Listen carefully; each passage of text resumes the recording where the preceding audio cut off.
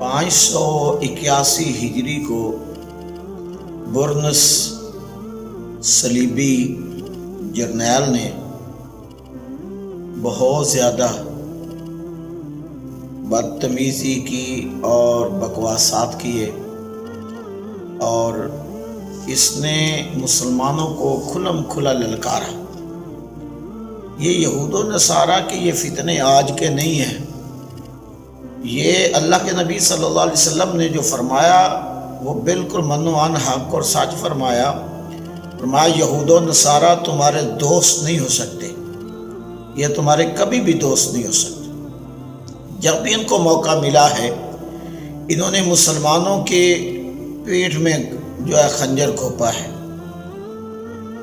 581 ہجری کو فلسطین پر بہت ظلم کے بادل اٹھائے گئے اور مسلمانوں کو بہت قتل عام ہوا، مسلمانوں کو قتل عام کیا گیا۔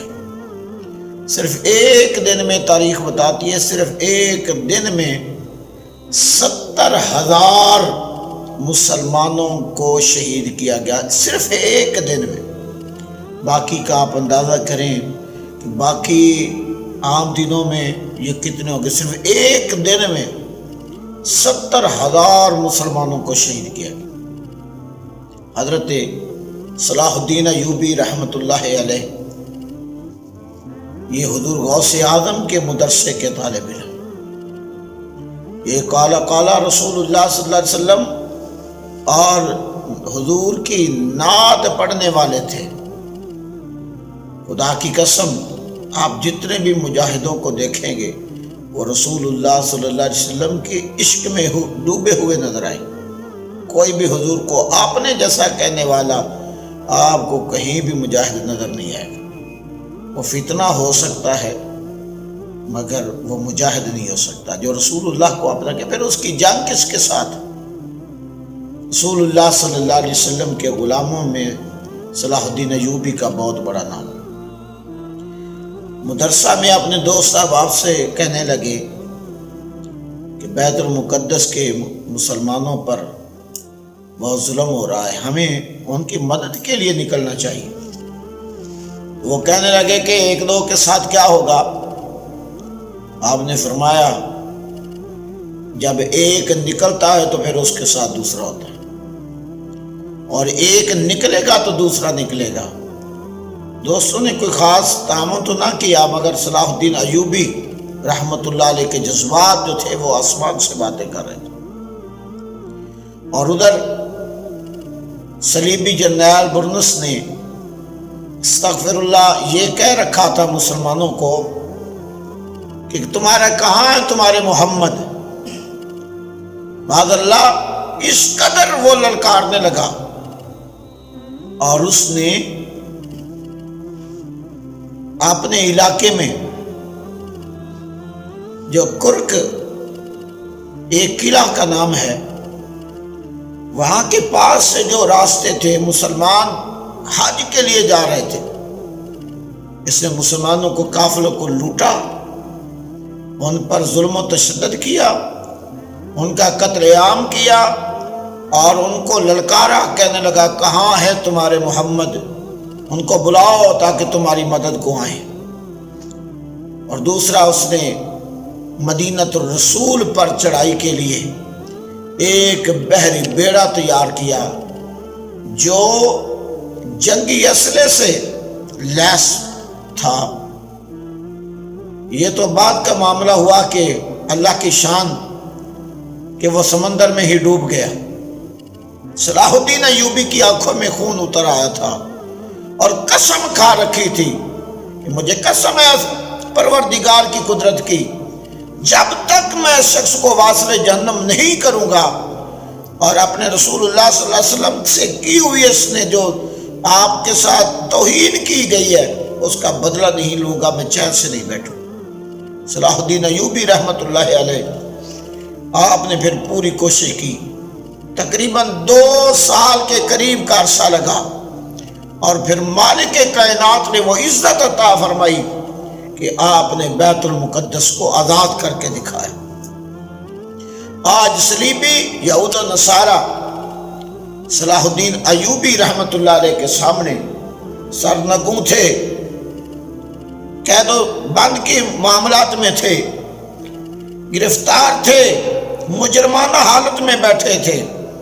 صلاح الدین ایوبی رحمت اللہ علیہ دین کا جھنڈا اٹھائے ہوئے گھوڑے پر سوار ہیں اور بیت المقدس کے ہاتھ میں ہیں۔ آپ یہود و نصارہ کو فرما رہے ہیں، بتاؤ اے مسلمانوں کے دشمنوں، بتاؤ آج تمہارے ساتھ کیا کیا جائے۔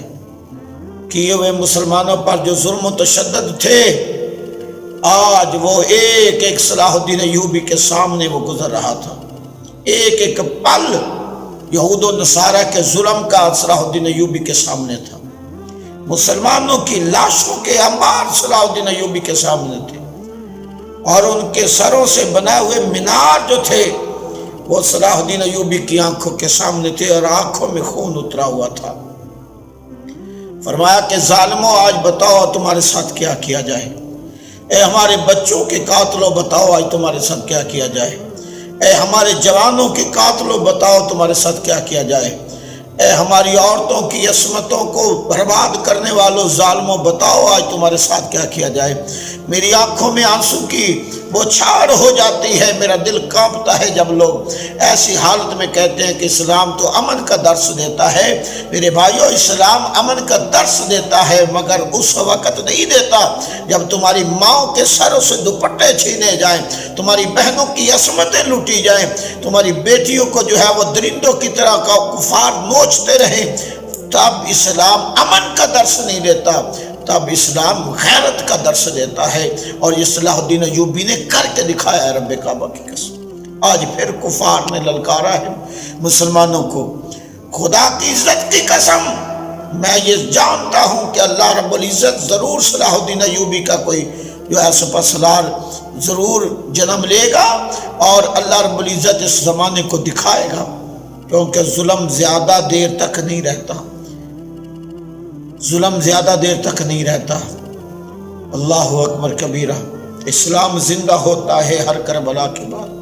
آج پھر کربلا کا منظر جو ہے وہ دہرایا جا رہا ہے۔ صلاح الدین ایوبی رحمت اللہ علیہ نے آج جب لوگوں سے، کفار و مشرکین سے، یہود و نصارہ سے فرمایا کہ بتاؤ آج تمہارے ساتھ کیا کیا جائے، اس وقت آنکھوں میں آنسو بھی تھے۔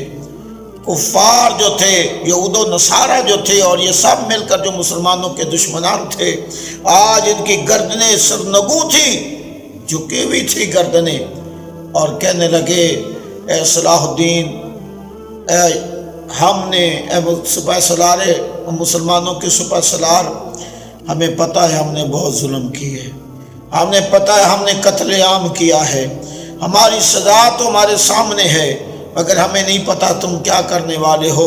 خدا کی قسم صلاح الدین ایوبی رحمت اللہ علیہ نے اس وقت فرمایا تھا، فرمایا اے کفار، تمہارے ظلم بہت بڑے ہیں، تمہارے ظلم بہت بڑے ہیں، معافی کے قابل نہیں، مگر میں رسول اللہ کا غلام ہوں، میں نے محمد عربی کا کلمہ پڑھا ہے، میرے سامنے آج بھی فتح مکہ کے وقت والی سنت رسول میرے سامنے ہے، جیسے میرے مصطفیٰ کریم علیہ الصلوۃ والسلام نے کفار مکہ کو، کفار عرب کو جو ہے میرے مصطفیٰ نے وہ فتح مکہ کے دن معاف فرمایا تھا، میں آج رسول اللہ کا نوکر ہو کر مصطفیٰ کی سنت کو زندہ کروں۔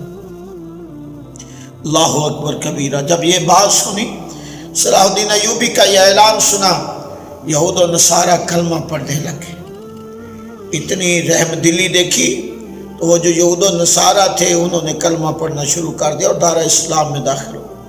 بہت سارے قبیلے اسلام کے دامن سے وابستہ ہوئے۔ ایک قبیلہ ایسا تھا جو اس مہربانی کے باوجود بھی وہ دارہ اسلام میں داخل نہیں ہوا تھا، ابھی تک داخل نہیں ہوا۔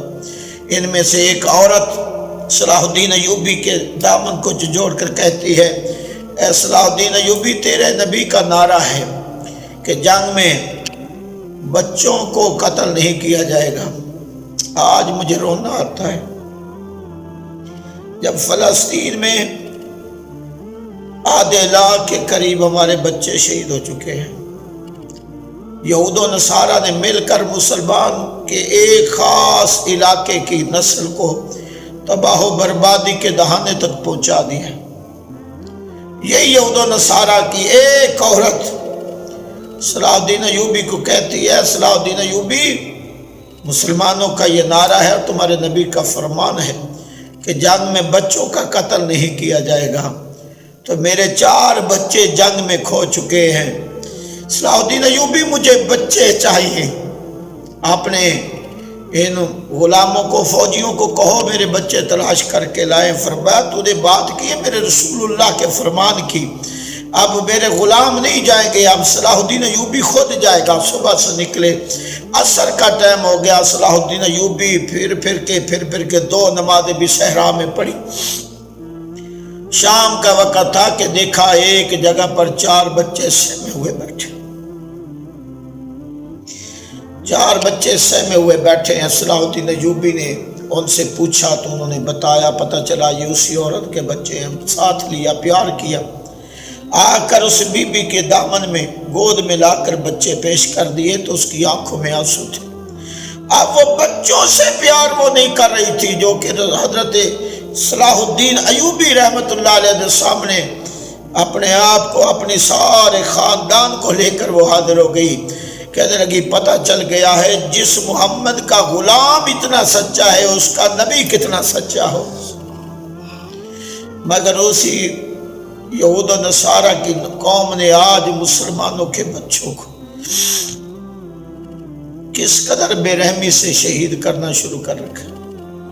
آئے دن ہزاروں کی تعداد میں بچے شہید ہو رہے ہیں، بہت ظلم کر رہے ہیں یہود و نصارہ۔ خدا کی قسم، یہود و نصارہ مت بھولیں تم نے ایسی جنگ چھیڑ دی ہے، اب میرا اللہ ضرور کوئی نہ کوئی صلاح الدین کھڑا کرے گا، یہ میرے رب کی قدرت ہے۔ صلاح الدین، خود صلاح الدین ایوبی اتنا بڑا جرنیل جو تھا وہ میرے اللہ کے حکم سے تھا، اب بھی میرا اللہ کسی مومن مسلمان کو صلاح الدین ایوبی والا وہ جذبہ عطا کرے گا، اور مسلمانوں کو ایک صلاح الدین ایوبی کی صورت میں پھر کمان ملے گی، اور دنیا کے ان یہود و نصارہ، ظالم یہود و نصارہ کو تہس نہس کر دے۔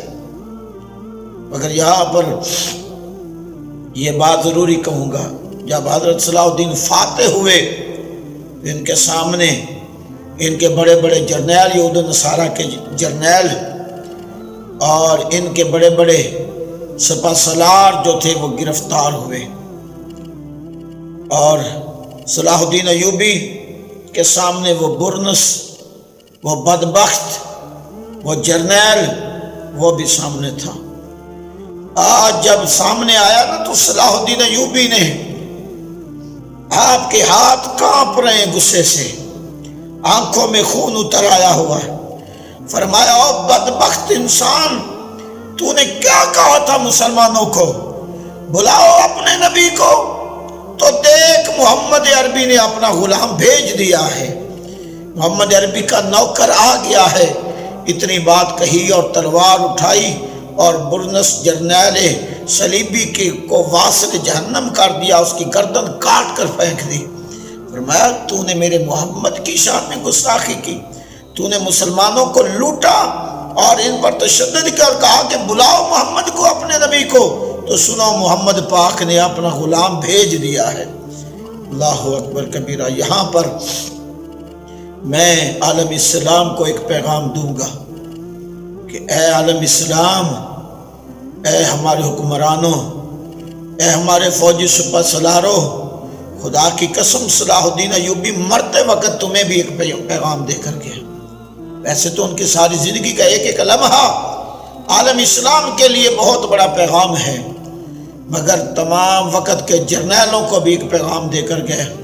جب حضرت صلاح الدین ایوبی رحمت اللہ علیہ کا وصال ہوا، اس وقت اتنا بڑا فاتح، خدا کی قسم حالت یہ تھی، نہ ان کو فوج کی طرف سے کوئی پلاٹ تھے، نہ ان کو فوج کی طرف سے کوئی جناب ٹاؤن دیے گئے تھے، نہ ان کو فوج کی طرف سے کوئی جزیرے دیے گئے تھے، نہ ان کو فوج کی طرف سے کوئی مراعات دی گئی تھی، نہ کوئی پینشن جو آتی وہ ان کی بیوہ کو یا یتیموں کو دی گئی تھی، بلکہ نانا انہوں نے کہا میں نے اللہ کی راہ میں جان دی ہے اور اللہ کی راہ میں اپنا وقت گزارا ہے۔